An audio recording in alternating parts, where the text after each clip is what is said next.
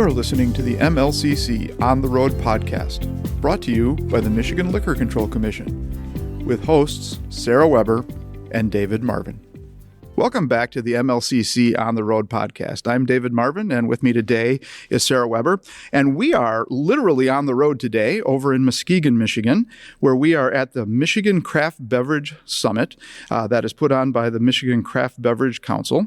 And it's a several-day summit that brings together suppliers and wholesalers and retailers. I think there's a few of them running around here too, and other people in the industry that are involved in making and selling and distributing alcohol around Michigan. And we have a couple special guests, actually 3 special guests that are joining us today that we're going to talk a little bit and expand on an earlier episode that we did about the control system and control states.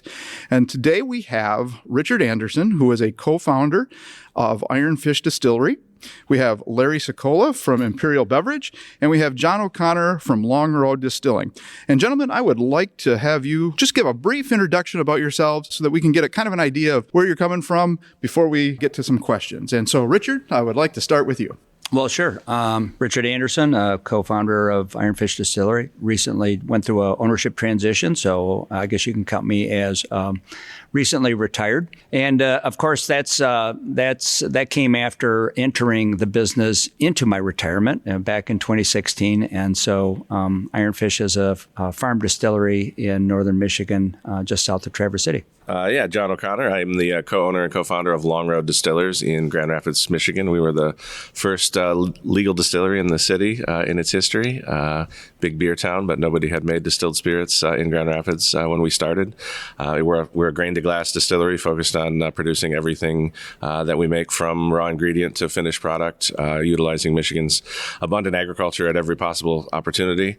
And I also have the privilege of serving as the president of the Michigan Craft Distillers Association, where I get to work alongside craft distillers throughout the state and in celebrating and advocating on our behalf to keep our industry thriving. I'm Larry Cekola with Imperial Beverage Company. We are a wholesaler. We originally started as a beer distributor back in 1933 and added wine and non-alcoholics in the 80s. Went statewide in the early 2000s with beer and wine, and then got involved on the ADA side representing the state of Michigan as the wholesaler of spirits in 2017. Jon, you mentioned you were the president of the Craft Distillers Association, so you're representing a number of distilleries around Michigan. I actually looked at some numbers earlier today, and I think we're up to almost 150 licensees. Now there's other businesses that may have one or more licenses. So you represent probably a number of those in your association. As a distiller in Michigan, as a craft distiller or just a distiller in general in Michigan, what is your experience with our control state system that we have here in Michigan? And do you have any insights for folks that would be coming into the industry, what they should be expecting? Yeah, I think when you start a business like this, I think one of the benefits of Michigan is the fact that we have the tasting room license that's associated with our manufacturer's permit that allows us to sell direct to consumer at our brick and mortar establishment. And I think that's how a lot of, myself included, got started, that we were able to produce on site and start selling bottles to go to people after they enjoyed a cocktail at the bar, and knowing that that was an easy point of entry, and when it made sense and the opportunity presented itself to find a distribution partner, we could we had essentially a guaranteed path to market. I think that was one of the big benefits of the system in Michigan, is that I could work with one partner, being the state, who then I could work with one partner to then deliver it in a distributor. And if I had a product that I wanted to take to market, I could do so. It wasn't a decision of a private entity to say, no, you can't sell that, or we don't want this product. If I put the effort into creating it and wanted to list it and have it offered for sale, it was going to go to market. On the flip side of that, as a retailer, they all have equal opportunity and equal access to be able to buy my products. It's not it's not allocated to a certain store or a certain account or a certain region. No, it's if it's in the book, anybody can get access to it. And so it really let us have an opportunity to let our brand be in the world, and anybody has the equal access to be able to purchase it when they choose to do so. Richard, do you have any additional insight on that? we're a beneficiary of it for sure. And in fact, actually, I don't think I really fully appreciated the benefit of being an entrepreneur in the craft beverage space, operating within the three-tier system, operating within a control state structure. We wrapped our head around it. We're trying to figure it out. But as we've expanded to other states, which have different rules, and some of which are not control states, and talking to the entrepreneurs and the businesses in those states, I literally do not believe we'd be employing the number of people we employ today. I do not believe that we would have the breadth of distribution that we have today.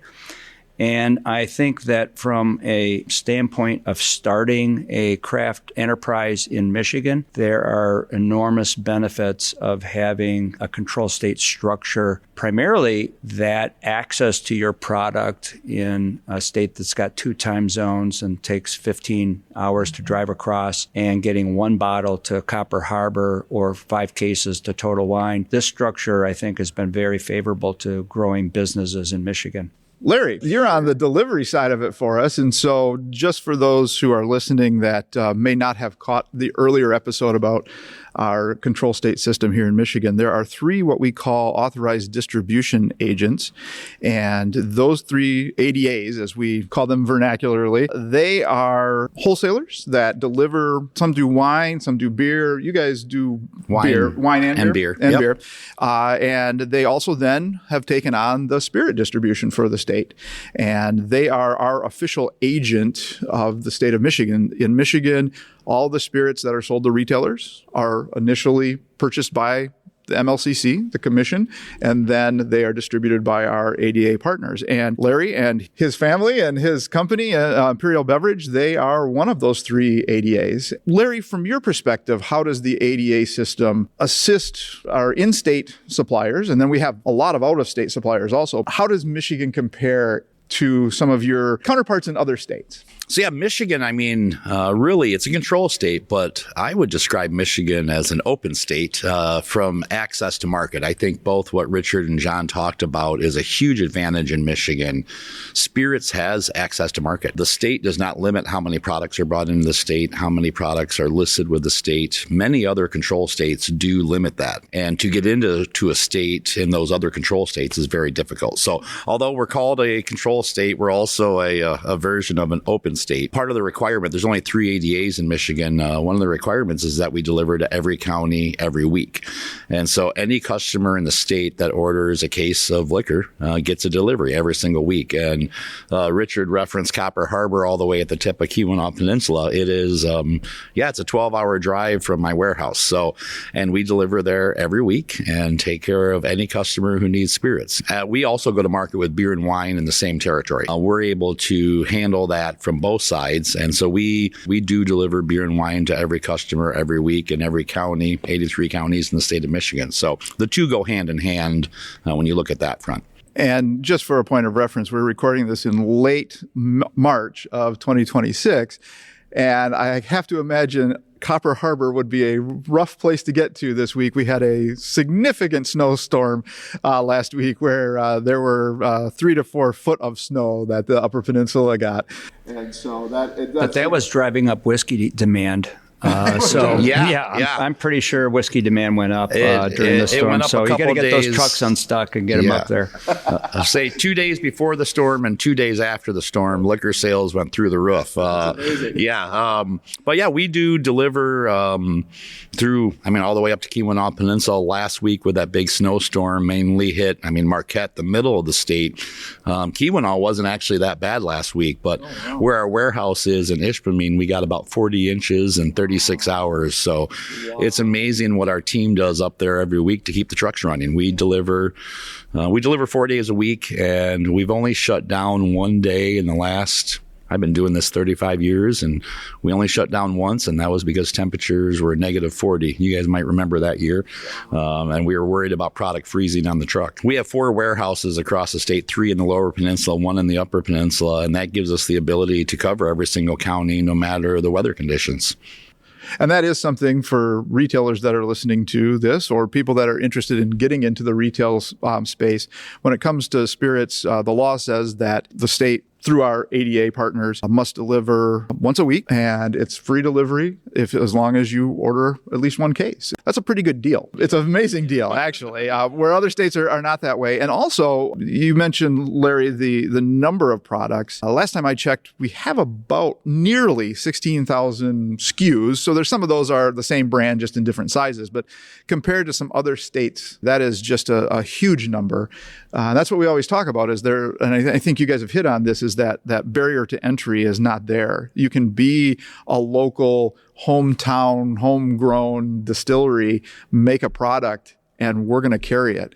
And that's a pretty awesome thing, where there's going to be businesses out there that may never have that option to get into those markets and onto shelves of some pretty big stores. And that's what we joke around about, is you go to the soda pop aisle and there's 2 or 3 brands. You go to the spirits aisle and there's hundreds of brands that you can see here in Michigan. And that's not just with spirits, but that's wine and beers also. And that's a testament to how that system is working. Case in point, operating a business in Michigan, obviously there's pressure points, and you're trying to learn how this system actually works, and you get with a great ADA that helps you navigate all of that. But once we started looking at outside markets, that's when I really started appreciating what was going on. And to your point, if we were in North Carolina, even if we were there starting an enterprise, or we're in Michigan exporting product to North Carolina, the control state there through the ABC stores actually restrict the number of brands. It's contained to X number of brands. And then you have to go through quite a process to actually list your product. If you're in Utah, if Utah is not doing a call for entries of bourbon in 2026, and you happen to start a company that wants to be in that market, you can't even submit it. And so I'm glad that we have our footing here. We understand our local market, and it gives us the depth to be able to then absorb the learning curve that it takes to get into other states. And what we're learning is it's not as friendly. When everything went down, when Angler privatized everything, who would have known at that point in time that the impact it would have on the businesses here in Michigan? Because it just changed our model slightly enough to where anybody new wanting to come in and do anything has that ability to do so, versus some of the other states that you've mentioned. And, there's nothing wrong with their control models. I'm not, right. We're not bagging on anybody. North Carolina, we love you. But our system is very different. We're still a control state, but we have more of an open market for our businesses to be able to go in and compete. And I think it's interesting, again, as a craft producer, I think across the adult beverage sectors, when you look at craft, I think part of the thing that drives it is innovation and being able to do things that might not be like proven products or have proven market appeal.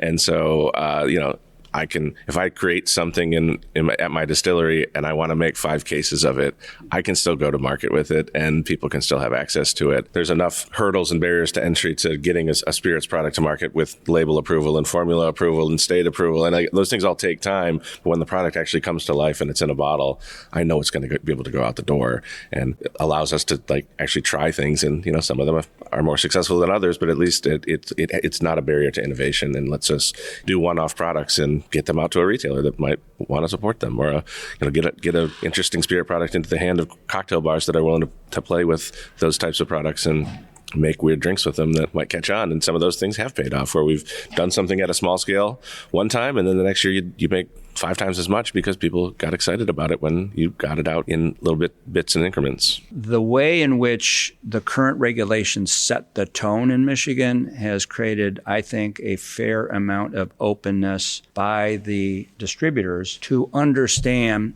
that craft brands need time to sell directly to the consumer through their tasting room, that craft brands need flexibility to do some self-distribution. They understand that if we do that, there's a chance that that'll go past that. And then through sheer convenience and economics, that proof of concept then goes on the truck. And I believe this is still the case, but in Minnesota, it is against the regulations for a distillery in Minnesota to actually sell more than 2 bottles. You can only sell 2 bottles. And that's because their distribution tier wants to have a monopoly on distribution. But for that industry, it's so short-sighted because what essentially that attitude is doing is it's unwittingly muting the growth of that industry. And so our peers in Minnesota are hamstrung. And if we just happen to be in a state that has that kind of regulation, we wouldn't be half the company we are today.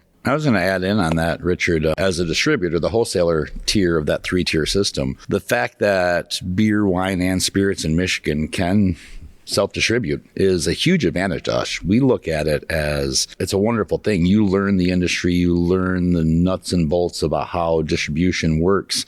So when you come to a distributor, when you go to talk to a wholesaler, you understand what they're going through and what they're living through every day. And it makes our relationship a lot stronger. Also, kind of back to Sarah's question on Engler earlier, beer and wine, because of the 3-tier system and wholesalers, I think beer and wine have always traditionally had a huge advantage with access to market. I mean, back in the late 80s, early 90s with the craft beer boom, it was the fact that they could get their products on the shelf. You mentioned the pop aisle. There's 3 suppliers down the pop aisle. Down the beer aisle, wine aisle, spirits aisle, there's hundreds and hundreds of suppliers. And that access of market was there for beer and wine. And then, because we used to have state stores on spirits, and when Engler changed that, and really it opened the door to, what'd you say, 16,000? 16,000. Yeah. 16,000 SKUs in Michigan. I don't know many states in the country, if there are any states in the country that have that many spirit SKUs available to the end consumer. And that gives the distillers the ability to, make some cool things, make something, only make 5 cases, see what happens. It might work, it might not work. That's the beauty and evolution of craft and why it's so strong in Michigan. Richard, as a craft distiller here in Michigan, there was recently, in the last 5 or 6 years, some legislation that came through that allowed for the self-distribution that Larry was mentioning, and also the qualified distiller program that allows for essentially a tax break, to summarize it simply. How has that affected, from your perspective, Iron Fish, but also the craft distilling industry here in Michigan? It's interesting for us because we started in 2016. We were actually Imperial's first spirit brand. So when they got their ADA, we were the first spirit brand to be carried by Imperial Beverage. So we didn't really have the benefit of growing our company through self-distribution because that rule wasn't in place at this time. So ironically for us, at least my view, having grown into a statewide brand that's recognized statewide and has a fair amount, for a craft brand, a fair amount of distribution and brand recognition. I always told our team, we want to put everything through the ADA because it's the most efficient. It's how we want to actually run the business. But I have to say, if I were starting now, that's exactly what I would do. That's exactly how I would learn the business. That offers you the flexibility to build strategic relationships and focus on the ones. I always say that a local retailer who's showcasing your spirits are your biggest advocate for growing the brand. They're the shelf talkers, the owners of those liquor and retailers. That's how I think at this point our size is such that even if we're doing a single barrel, I think our pattern has been, let's put it through distribution. In the United States, up until this legislation, New York State was the nation's leader in supporting craft distilleries. And they had a law that was interesting, requiring a certain amount of grain content in order to get your license to actually distill. So if you wanted a license to be a small craft distillery in New York, you had to have a certain, over a 3-year period, I don't know what the law is now, but when it was first founded, you had to have a certain percentage of New York grain within a 3-year period. This dialogue in Michigan has happened much later. It wasn't a precursor to being able to get your license. In the state of Michigan, we created an incentive for craft distilleries to lower the state markup in alcohol tax or bottle sales tax if a distillery uses at least 40% Michigan grain in the content of the spirit that's being sold under that price. What that really does is change the economics of craft distilleries, which are very, very, very capital intensive. I always tell folks as they're walking through Iron Fish Distillery with an inventory of 3,000 barrels of whiskey, competing with Kentucky and Scotland and Ireland and needing to age that. So think about this. We've made all those barrels. We've paid all the labor. We have all that overhead. We're sitting on, and we can't sell what we make. So the state coming in and saying, okay, here's a way we can actually change the equation so that you can actually get into the market and be financially viable through this grain qualification program where a bottle that has 40% Michigan grain can qualify for the markdown. Having been to Iron Fish a number of times, there's all those beautiful fields you've got around there. Do you guys work primarily with local farmers, or are you getting a lot of grain from across Michigan? So we've been very intentional about where we buy grain from. That doesn't pencil out to be the best economics from a commodity standpoint, but one of our biggest growers of rye grain is in the Garden Peninsula of Michigan. We intentionally buy from the Ron Collins farm in Garden. We also buy grain from Grainer Farm down south, quite south from us, and all points in between. So if you think about Iron Fish what's interesting about the grain ratio. It's about an acre of land for every barrel of whiskey. So it's very, very grain intensive. And so we only have 80 acres there, and we have 3,000 barrels of whiskey. So you can do the math. The 80 acres is where we really focus on our estate products, where our mad anglers have the estate grain in it. But we're also making a lot of whiskey from grain from other farms. And we buy about a million pounds of grain a year, and we're only growing about 80,000 pounds. That's enough for about 1,000 barrels. Those are amazing numbers. I never would have thought that much grain goes into something. It's actually a ratio of alcohol to volume. So our percentage of alcohol in a bottle by volume is much higher. So it just takes that much more grain to ferment in order to get the ethanol that actually ends up in the barrel. So I would say that we were really looking for what could be a catalyst for the growth of this industry so that we can stay in pace with Colorado, which is a great program, great craft culture. New York, and I think Michigan's there. Well, I was going to add a couple things on Richard's comment. First of all, not only did we get in this business together because they were our first distiller, as we were their first wholesaler, their only wholesaler for that matter, and we learned a bunch along the way. I went to their 5-year anniversary, and it was something that Richard actually said to me, as these barrels, 5 years ago is when they laid these barrels down. And this is the first time that they had been able to sell their own juice. So for the first 5 years of a bourbon distiller, they're buying and selling juice because it takes 5 years for that investment to turn. And that's just your first turn. Many of those barrels are 7, 8, 10, 12-year barrels. Those just sit and sit and sit. And so the profitability model of a small distiller is very difficult. So this grain bill did a huge advantage to Michigan distillers and their ability to be profitable and grow and be in existence in a decade from now. And the great thing is it's bringing together, and this is what I think our advantage in Michigan is, bringing together farmers and distilleries in ways that are showcasing the Michigan terroir of our region. We're releasing a whiskey that is 100% Hazlitt rye, grown on our farm, went through MSU trials. We understand that grain because of the research that was going on at MSU. We love the flavor profile. We understand the yield. And so this connection between the research that's going on at MSU, the grain bill, and our whiskey and what it tastes like is, I don't think there are other states that are doing that. And then through the 3-tier system, we can get it up to Copper Harbor.